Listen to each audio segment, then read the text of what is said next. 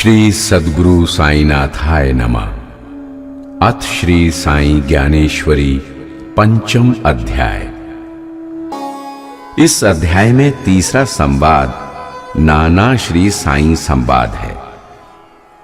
यहां सद्गुरु श्री साई अपने भक्त को ये बताते हैं कि सद्गुरु के हाथ से भक्त को तुच्छ से तुच्छ वस्तु भी आशीर्वाद के रूप में प्राप्त हो जाए तो ये भक्त का सौभाग्य है। सद्गुरु के हाथ से दी गई वस्तु अनमोल होती है, वो अमृत तुल्य होती है, वो भक्त में शक्तिपात भी कर सकती है और भक्त को अपने समान गुण संपन्न बनाकर उसे भगवत प्राप्ति भी करा सकती है। आइए अब हम नाना श्री साई संवाद का पारायण करते हैं।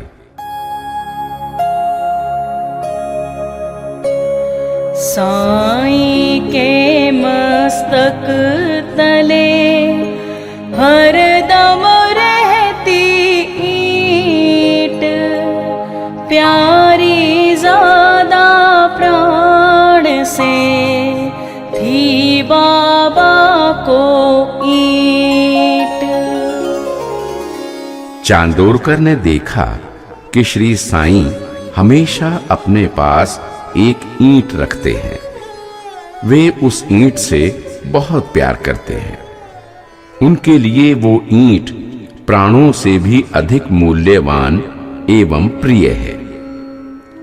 यहां तक कि श्री साई रात में जब सोते हैं तो ईंट पर अपना मस्तक रखकर ही सोते हैं।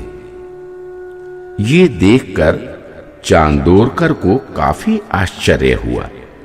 चांदोरकर ने कुछ विचार किया और उन्होंने दोनों हाथ जोड़कर श्री साई से कहा, बाबा, आप पक्की ईंट पर सर रखकर सोते हैं। ये आपके सर के लिए आरामदायक नहीं है। आपके मस्तक को आरामदायक एहसास हो, इसके लिए मैं चाहता हूं कि आप मस्तक के नीचे एक मुलायम तकिया रखें। आप आज्ञा दें, मैं आपके लिए एक अच्छा तकिया लेकर आऊं।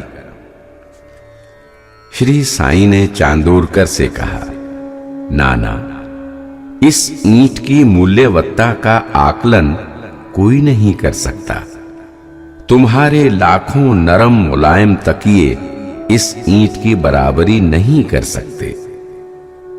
ये ईंट मुझे मेरे गुरु ने दी है। ये ईंट गुरु के हाथों से दिया गया अनमोल उपहार है। हे नाना, तुम इस ईंट के महत्व को नहीं समझ सकते। इस ईंट का मूल्य संपूर्ण ब्रह्मांड से भी अधिक है। गुरु के हाथ से आशीर्वाद स्वरूप या उपहार स्वरूप दी गई छोटी से छोटी और साधारण से साधारण वस्तु भी अनमोल होती है। उसकी बराबरी संसार की कीमती से कीमती वस्तु भी नहीं कर सकती। हे नाना, इस ईंट का मैं हमेशा ध्यान रखता हूं। इस ईंट पर मैं हरदम ध्यान लगाए रहता हूं। ये ईंट ही मेरा प्राण है।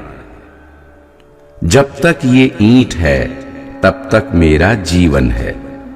जब ये ईंट नहीं होगी, मेरे प्राण भी इस शरीर में नहीं होंगे। गुरु के आशीर्वाद से ही शिष्य का अस्तित्व है। गुरु का आशीर्वाद ही ना रहे तो शिष्य का भला क्या अस्तित्व है। आगे श्री साई ने नाना से कहा, सद्गुरु के चरणों में जिसका मस्तक रहता है, उसका फिर काल भी बाल बांका नहीं कर सकता। अतः मैं प्रतिदिन अपना मस्तक गुरु के चरणों में रखे रहता हूं। मेरे लिए ये ईंट गुरु के चरण है, ईश्वर के चरण है।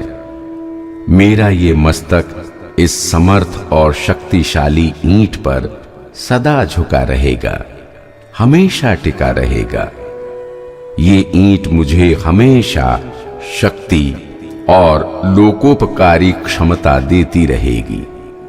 ये ईंट गोदावरी के जल की तरह है, जो अपने पावन परमाणुओं से भक्तों को शक्ति एवं उदारता की क्षमता देता रहता है। श्री साईं के ऐसे वचनों को सुनकर चांदोरकर भाव विभोर हो गए। उन्होंने ईंट पर सादर मस्तक झुकाया। उन्होंने कहा, हे श्री साईं, आप धन्य हैं। आपने हमें ईंट की महिमा के साथ साथ सद्गुरु और ईश्वर की महिमा का भी ज्ञान करा दिया। श्री सद्गुरु साईनाथार्पणमस्तु। शुभम भवतु इति श्री साई ज्ञानेश्वरी